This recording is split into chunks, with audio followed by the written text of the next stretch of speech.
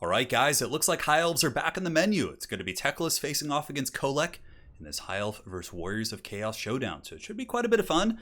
I know High Elves are certainly a rare sighting here on the channel, but I figured I should try and learn them.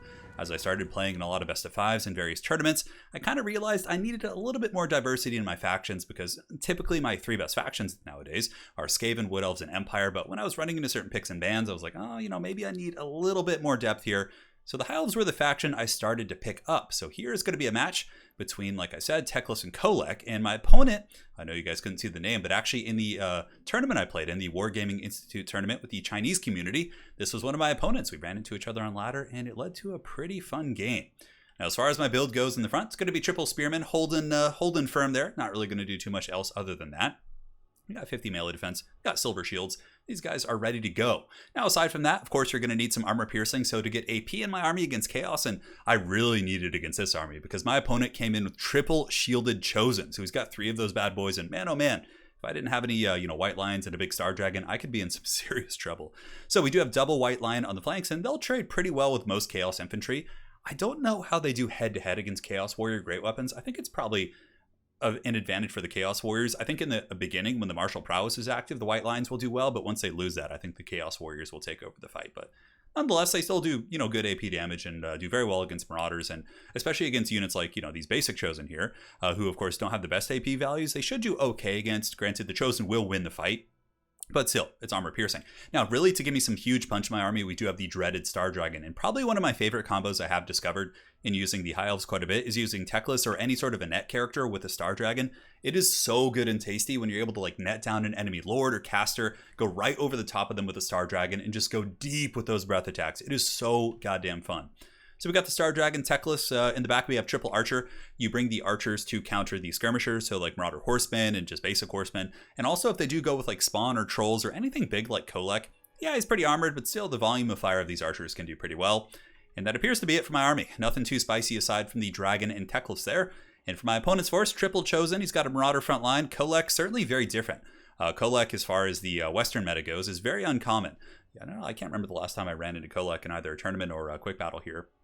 Playing European and American, I was about to say like European or American and European players, but nonetheless, Kolek he's an OG man, and he's got anti-large. He can certainly go fisticuffs with the Star Dragon, and he used to be relatively meta, but he kind of got nerfed recently. He got a buff to his melee attack at the expense of melee defense, but he kind of already has enough melee attack. He really needs the melee defense, but nonetheless, Kolek can be a menace.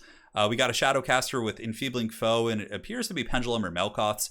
And I think that's it. So let's get this party started, guys. The High Elves are going to be marching forward to meet the dreaded Legions of Chaos here, and we are able to secure the high ground. So, of course, the advantage of us being a ranged faction here. Going to be coming in with the Star Dragon, and like I said, still getting used to using dragons relatively often, but this bad boy's going to be flying up. I saw some Chosen here, so I was like, you know what? Let's go for a net on these Chosen and a breath attack. But I kind of got pushed back by the Horsemen, which screwed up my targeting, so it's going to be a little bit awkward here. Now, Frontline Fighting soon to be underway. There's the net, so the Dragon's going to be fanning out to get ready for a breath attack. We get the net off, and the breath attack will be coming up in a second. You can see I'm trying to get that juicy position here, but unfortunately, I don't get the best cast. I kind of honestly panicked a little bit and just was like, I need to hurry and get this. But in the end, not bad. We kill a handful of Chosen. We also do a little bit of topical damage to those Horsemen, killing 4 models, and it wasn't the worst thing in the world. And also preventing those Chosen from advancing isn't terrible. So the Reavers we do have in reserve, we're going to be slamming those guys into the front, just hammering the Marauders where we can, trying to get some free damage. Now the Star Dragon's going to be pulling back, and all the archers are going to be given orders to shoot at the Marauder Horsemen. Over here we got Reavers and White Lions defeating them. And here comes, this is my favorite play of the whole game, check this out. So I use a Fiery Convocation, I'm like, oh yeah, I'm going to get him so good. And then I accidentally march into it, and I roast my own White Lion, so that entire flank of mine just gets crumped, which is a classic stuff. And man, I always want Fiery Convocation to be good. Actually, netting Chosen and using it on them probably would have been pretty good in tandem with the Star Dragon Breath Attack, but you live and you learn, man. You got to take those beatings to not do it again. And after this game, I can tell you I didn't make that same mistake for the next 5 or 6 games I played as High Elves. So Fireborn here, going to be pulling back. Kolek comes in. They're just doing some cycle charging. The fights are going pretty well for the most part. The Chaos Marauders here getting very damaged. All my archers are doing an excellent job against the Marauder Horsemen and pushing them back. And now the Star Dragon, not too many natural predators here with Kolek on the other side. We push on the Star Dragon, and it's going to start really doing some good damage against the Chosen and the elite Chaos Infantry here. The Star Dragon quite exceptional at pushing through these hordes of, even elite infantry. Kolek's coming in, Lord of the Storm active there. He does zap a couple archers in the backfield, but we are able to pull the Star Dragon back. But Kolek gives no shits. He's going in deep. I'm able to get back up in the sky, which certainly felt very good. So now comes a proper play. We net down Kolek, we get our archers, and now my dragon is going to be getting a big breath attack. So currently 6.2. Let's take a look. He kind of dodges part of it down to 4.8. That is big damage considering that Kolek's attack animation actually allowed him to dodge one of the attacks. So now the Star Dragon's coming in. We do have Enfeebling Foe on him, but a nice scroll of shielding from my opponent is going to give him some ward save. But Fireborn plus the Star Dragon here should be enough to put some serious hurt on Kolek. Granted, he's probably going to give it back. He's used Enfeebling Foe and Melkoth to try and slow down my dragon. On the Frontline Fighting, you can see the white lines of Krace piling in on the Chosen here, who are diving in after my archers, which is fine. I'd rather they attack my archers and fight back against the white lines. My archers more or less still doing a good job, just working down the Marauder Horsemen, but my Star Dragon in a little bit of danger. It's going to be pulling back here, but I do have the advantage, of course, of being a flying unit, so I can pull back, I can cycle charge, whereas Kolek kind of has to stay on the ground like a champ here and just take it. So 1900 HP on Kolek, his leadership getting very low as he's trapped amongst spears, as well as the Fireborn, and the Star Dragon able to get back with an overcasted regrowth going in. Super juicy. And now we're going in for the kill. The Star Dragon, the apex predator of the old world, is going to be flying in looking for some prey. And I'm like, oh, Kolek, not so easy, my friend. Another Star Dragon combo, 1400 HP, the breath attack of the gods, and Kolek gets melted by Dragon Fire. And down he goes once again. And I really feel like if you want to be a good high elf player, which I'm trying to work on here, yeah, you got to get down those breath attacks. It's like a really, really important thing, man. And it's so much fun. I know dragons have gotten nerfed a little bit in the most recent patches because of the prevalence of, mass, right? It's much harder for the dragons to escape situations they used to be able to get in and out of. Here comes another Fiery Convocation, and yeah, hits a couple Chaos Warriors, and for the most part, neither of us really do our thing. You know, something that's good about Fiery Convocation is you can kind of use it as a delay. Like, if you want to delay a frontline fight, you can cast it, and most people will just pull back, right? Star Dragon jumping over here with the White Lions, and you can see the Chosen, who are not immune to Psychology, are going to be getting massacred by this giant Dragon of Doom.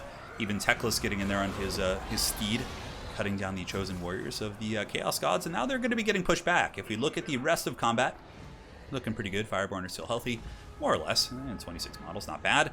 Hammering in, but, you know, honestly, I don't care how elite your infantry are. If they're not halberds, they're going to have a very, very bad time versus, you know, a 60% Star Dragon at this point, who's still active, mind you. It's not even tired or exhausted or anything at the 5-minute point here in this battle.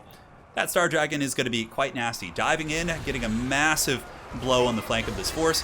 Big old breath attack, cleaving the Marauders and the Chosen alike. And that looks like it probably will be a mass rout for the Warriors of Chaos right here, as the Chosen are holding firm. But something else that's really cool about Teclis is Teclis has the Lore of Fire passive. So when you cast Net of Amnatok with Teclis, it actually applies fire weakness to the entire enemy army, which means your breath attack is going to be doing so much more damage. That's why when you use Teclis with the Dragon Breath, you get like huge value. And the Star Dragon actually paid for itself. 11,000 damage, 2,600. Fireborn did okay at 1,500, certainly not bad.